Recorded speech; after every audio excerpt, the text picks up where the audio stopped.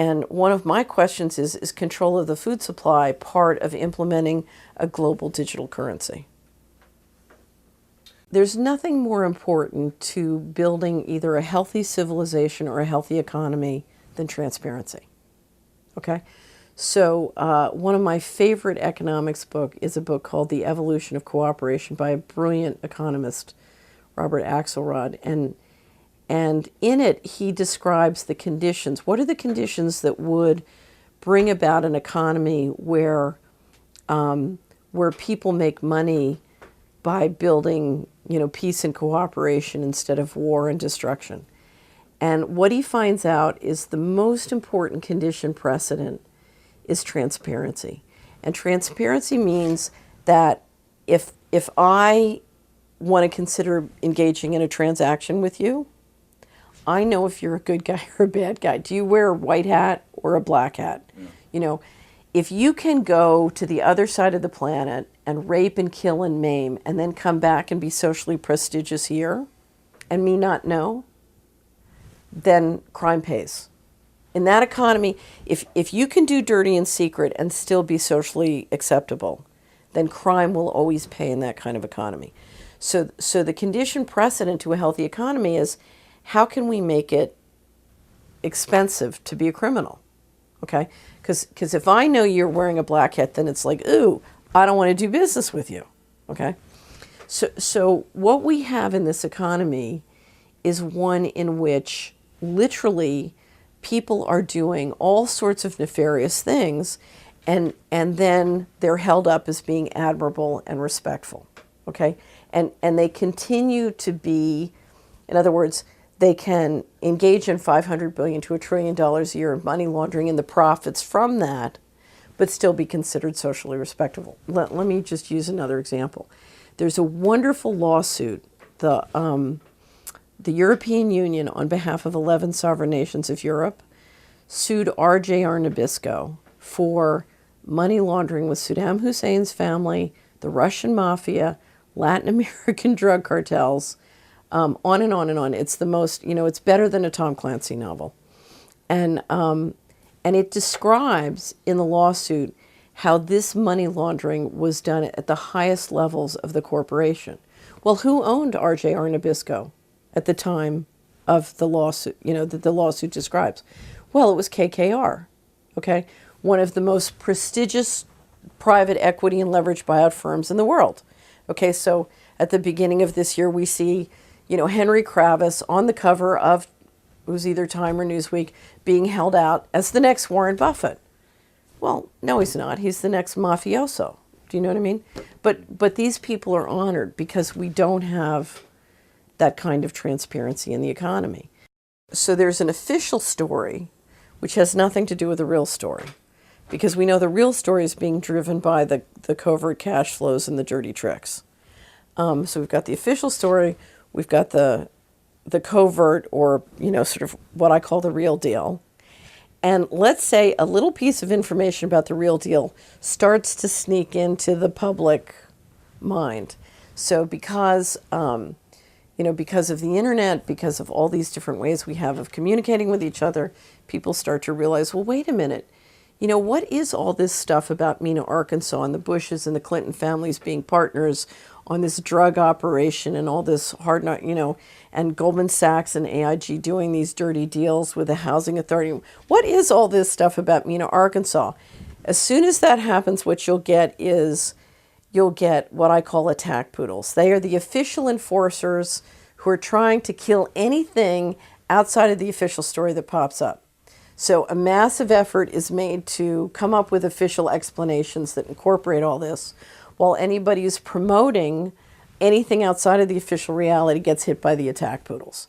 So, for example, we see Gary Webb, who wrote the Dark Alliance story, one of the most incredible pieces of investigative journalism I've ever read. And so I'll never forget when I picked up the Dark Alliance, but I'd heard about the Dark Alliance story but never saw it. It was published in August of 1996 by the San Jose Mercury News. I never saw it when it up. When the attack poodles got going, the San Jose Mercury News took it down. But Gary Webb published a book. Now, I've worked as an administrator in the federal government. And if you understand the machinery of federal government operations and enforcement and regulation, it's highly complex. Now, a lot of times I'll read a book by somebody and there's all sorts of little mistakes about operations because they've never worked in government and they're not telling the truth. And I'll never forget when I read Gary Webb's book, it was absolutely impeccable. It was everything rang true to me in terms of all the details of operations, regulations, et cetera, and the fundamental economics. And that's when I know, this guy has the story. Well, if you look at what happened when Gary Webb published it on the San Jose Mercury News, he put up all the legal documents, thousands and thousands of pages of legal documents. And I have friends who are in the minority. They have news businesses in the minority community, the African American community. They downloaded all the documents. And so suddenly you couldn't kill the story. Gary Webb's story was credible with the people because he gave them the hard evidence. He gave them the documents. He wrote a story that absolutely rung true, whether it was in the African American community or to me as a former government regulator. So 360 degrees, it rang true. So what did they do? They turned the attack poodles loose on him. And if you read the story of how Gary Webb was targeted and just literally run out of the news business, it's incredible. So the attack poodles are very, very dangerous. And I know because I've been the target of them. During the litigation, we dealt with a smear campaign that was, invasive, unbelievable. There was one group that had is sort of the leader of the effort with 17 full-time people just mailing packages of information to media and trying to get them to write stories. And we constantly had one reporter who literally would write something that was factually not true. Our attorneys would call. We had to threaten to sue, but they didn't really care. They had no interest in what the truth was. We had an amazing thing where we spent a couple hundred hours with the Washington Post, gave them all the legal documents, everything. They were going to write a story. Literally, in 24 hours, the story disappeared. The reporter wouldn't answer my phone calls, went away. And that left the field open for the attack poodles. And so whether it's stopping a whole bunch of stories or the attack poodles attacking, anybody who tries to build a story outside the official story is attacked. Now, the interesting thing is it doesn't work anymore, okay? And the reason it doesn't work anymore is where you have somebody outside the official story who's prepared to say, I don't want to rise at CNN. I don't want a job from the current administration. I don't want any part of you. I'm just going to sit over here and tell the truth. Alex Jones is a perfect example. I'm going to build my own thing, and I'm going to tell the truth, and I don't care what you all you attack poodles can say and do whatever you want, but I'm going to stand firm on the evidence. The beauty of the internet is we can put all the legal documents up. We can put massive amounts of documents and evidence, and for an audience that's willing to listen to some, people who are going to take the time to read that stuff, it kills the attack poodle.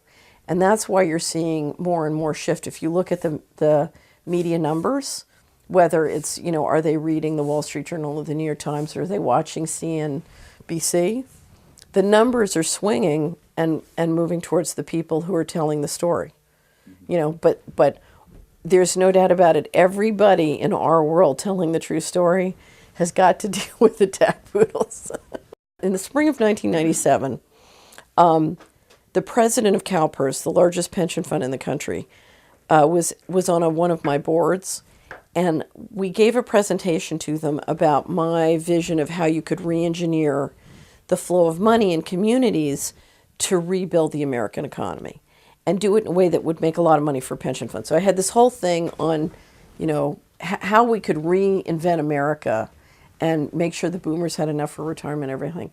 So the president of CalPERS is in the presentation. He looks at me and says, "You don't understand. It's too late. They've given up on the country. They're moving all the money starting out of the country, moving, in the fall." So that fall is the beginning of fiscal 1998. October 1, 1997 is the beginning of fiscal 98. $4 trillion proceeds to go missing. So I start writing and publishing all of these stories about, there's $2.3 trillion missing from the Pentagon this year. There's $1.1 trillion. There's $59 billion missing from HUD this year.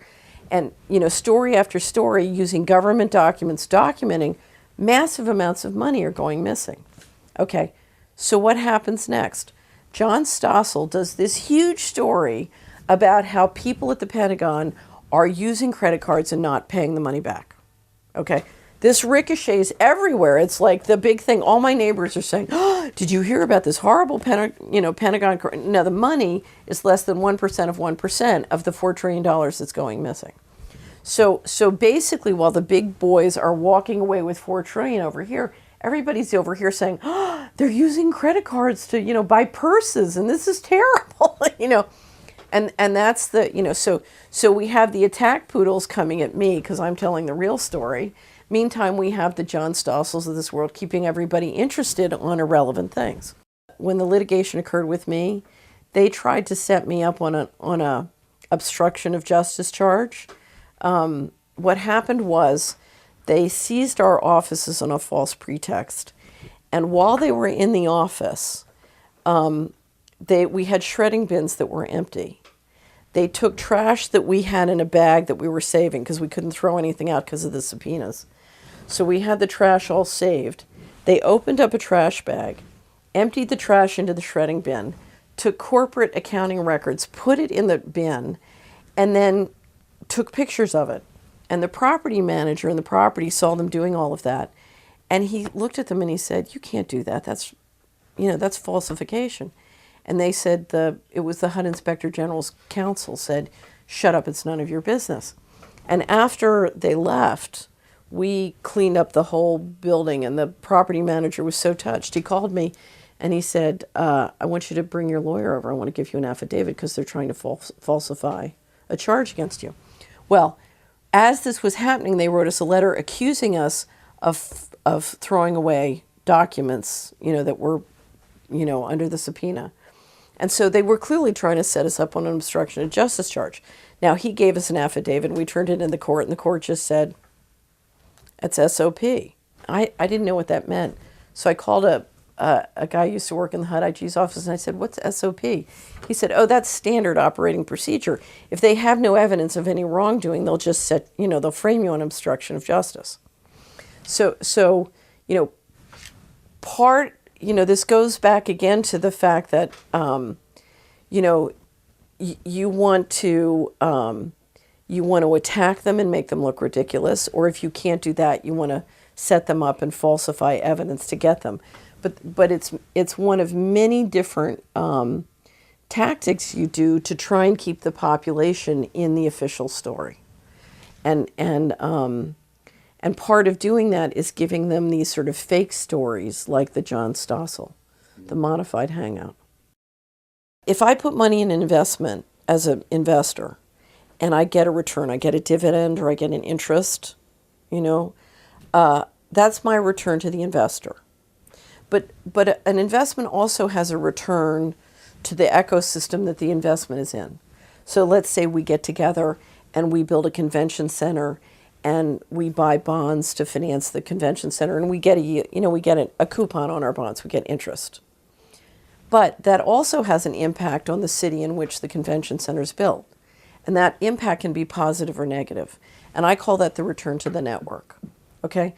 So an investment has a return to the investor, but it also has a return to the network. And the whole return is the total economic return. So we have return to investor, return to network, 1 + 2 = return, total economic return. Okay. The way we've run our economy is we've rigged return to the investors through the government to be positive at the expense of the whole. So we have a positive return to Goldman Sachs, a negative return to the network, and the total is negative. We're shrinking the pie. Goldman and their investors are getting richer, but the pie is shrinking. Okay? Now, it's hopeless if you don't change. In other words, if the tapeworm keeps draining the body will die. However, it's really simple. To me, the host dying is not a good plan. Why don't we simply eject the parasite? Why don't we say, okay, Wall Street, we invite you to grow up and manage your business so it improves the total economic return. The old saying, what's good for General Motors is good for America, was, you build up your manufacturing, you build up your technology, you make better and better products, you sell them successfully around the world. That creates jobs, that creates and so what was good for investors was good for the total economy. Now, the minute we say as a financial system, we're all going to make money on things that have a positive total return, the whole thing spins and turns around. And the funny thing is, particularly if you unsuppress technology, which is available or known or sitting in the labs, there's enough wealth to create wealth that's mind-boggling. It's just mind-boggling. But that wealth creation requires aligning the interests of the financial system with the interests of people. So we have to, the message from the financial system is, we're going to make money by controlling life, okay? So we're going to give you ID cards, and we're going to have a war on terror, and we're going to patent seeds, and farmers are not allowed to make their own seed or save their own seed. They have to have Terminator seed. And so the financial system is saying, we're going to create a few big corporations, and they're going to control everything, and you're going to do what we tell you. And so it's a force. It's an economy of force. The minute you say, no, you know something, we're going to try democracy, we're going to try capitalism, because organized crime is not capitalism, but markets. We're going to try democracy and free markets and all this stuff, and we're going to let this technology out of the lab and into the real world, so we don't need electricity bills of $300 to $500 a month. Basically, what would it be? I don't know, $10, $20 a month. So we're gonna integrate all this stuff, and we're gonna create alignment so that people can trust each other again. We're making up with force what we don't need force to do. What trust can do if people can trust each other, but that requires that the insiders have to respect the same laws that they require of everybody else. That's a big, big change. So the reality is, if we're going to keep running things where there's a positive return to investors and a negative return to the whole, then there are no solutions. The minute we say, okay, you know something, we're going to run our capital and we're going to make our decisions based on what has the highest total economic return, then suddenly you're talking about wealth creation that literally most people in my generation can't even fathom. When I was at Hamilton Securities, and we had built databases that would allow us, through this community wizard tool, to see how all the money flowed by county. And we said, okay, what if we were free to re-engineer government money so that it would produce the highest total economic return, irregardless of what corporation then got the defense contractor and what not-for-profit got the phony baloney rigged HUD deal. Let's say we could just allocate all the money according to what would create the most economic health and the most jobs. Let's just pretend that I had a really brilliant PhD guy from MIT who I gave this assignment. I said, I want you to go engineer, if we could finance communities with equity, how much equity could be created? And he came back, and the number was so big, I thought he made a mistake. I said, that can't possibly be. He had the float on the New York Stock Exchange increased like a multiple of 6 times. In 5 years, I said, that can't possibly be true. Go back. He kept doing the numbers over and over again, and finally I realized, it is true. Because the shrinkage is so great. If everybody's walking around scared and feeling like a slave, you just don't have a happiest society, but you don't have a productive economy. And literally, if you could re-engineer government investment in this country tomorrow and finance communities with equity and let businesses compete not on, who has Goldman Sachs behind them as opposed to, who's productive, the wealth that could be created is phenomenal, and there is a way out. Now, that's a very deep cultural change. I mean, the guys at Goldman Sachs, you know, and I'm picking on them, they haven't competed based on merit their entire life. They don't know what that is, and they don't know that they don't know. Yeah. Okay? And that's, you know, that's a real big problem. What the population believes is that crime pays. Because in fact it has. Historically, crime has paid.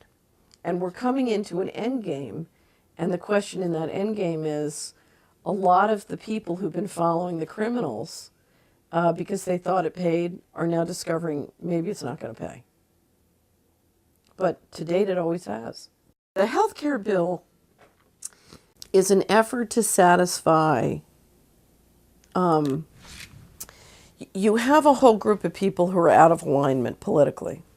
So you have pharmaceutical companies and insurance companies that want to make more money, even though their businesses have what I call a negative total economic return.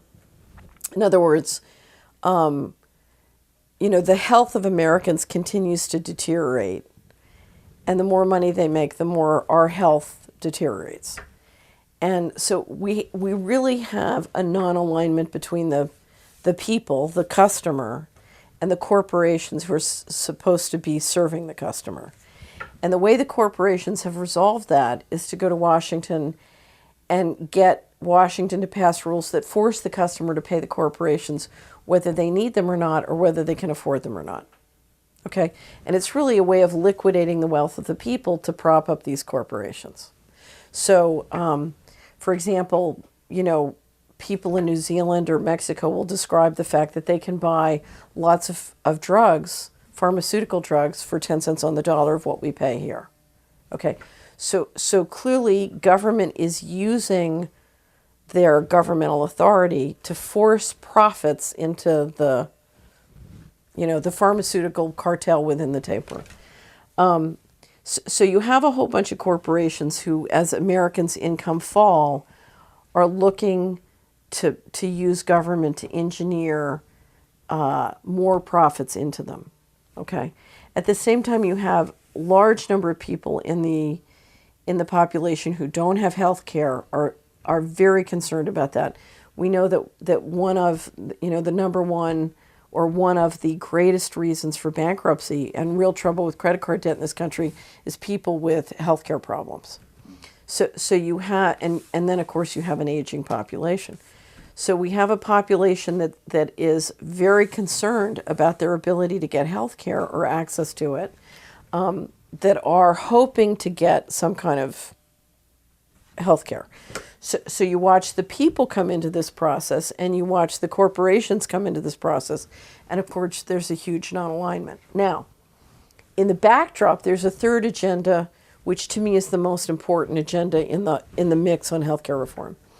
And that agenda is the desire to have much greater control. Okay? Now, you can say it's the government, but in fact, if you look at who really controls and operates and runs the government, it's not the government. It's very powerful private interests behind the government. You know, some people call it the shadow government, but you know, there are groups behind that. And if you look at the provisions that have been discussed for controlling doctors, dictating to doctors what their policies will be, requiring disclosure to the government of all sorts of confidential private information about people and their health, you're looking at one of the most effective tools to implement fascism that I've ever seen. Now, let's go back. If you and I were to walk into Washington and say, oh, we have these 21 agencies. We have the Department of Housing and Urban Development. We have the Department of HHS, Health and Human Services. We have the military. We have all these different agencies. You would see lots of different agencies. That's not what I see. What I see is 3 defense contractors who control and operate the databases and the IT systems for all 21. So I don't see 21 agencies. I see Lockheed Martin. Okay, I see DynCorp. I see, and they have the data. They have this data and this data and this data and this data and this data. Okay, now let me step back in time. Edwin Black wrote a magnificent book on the Holocaust about IBM helping the Nazis build the database operation they needed to implement the Holocaust. Okay, now, who's just been chosen as one of the lead contractors on our census? IBM, okay? And Lockheed Martin, I believe. So if you look at all the databases they have from around the country already, and you combine those databases with the data that could come from the healthcare bill on everybody's personal health information and their accurate address, what have you got? You've got the basis, you have the equivalent in 2010 of what the Nazis had to do the Holocaust. God forbid you should combine that with a national ID card, okay? But you're basically you're turning over to a small handful of private, powerful interests, a complete database on this country that, combined what they have through the banking and other systems, is unbelievably phenomenal. And you layer on top of that artificial intelligence. Now, at the heart of any health situation, you have a patient and a doctor.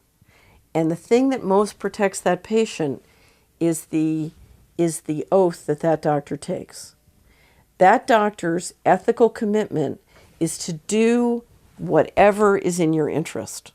So if I'm in an emergency room and I'm trying to save your life, I don't think, giving you this shot of adrenaline is more expensive than you can afford. My obligation is to save your life. When you fundamentally re-engineer the government rules and regulations so that they supersede that oath, then you're talking about creating a world in which your power as a citizen is radically diminished, because I'm cutting off from you the information and resources you need to make wise decisions about your health. Now, we're talking about healthcare. That change is happening across the board. The IRS is requiring tax preparers to enroll in, with the IRS and become not your tax preparer with ethical obligations to you, but their enforcement arm. So it's your doctor, it's your tax preparer, it's your accountant. All across the board, the professionals that you use in every aspect of your life are suddenly having their regulatory structure re-engineered so that person's ethical obligation is to the government and not you. And what that means is you can then be literally at the most intimate levels of your life and your finances. Your whole life can be engineered to serve the corporations and not you.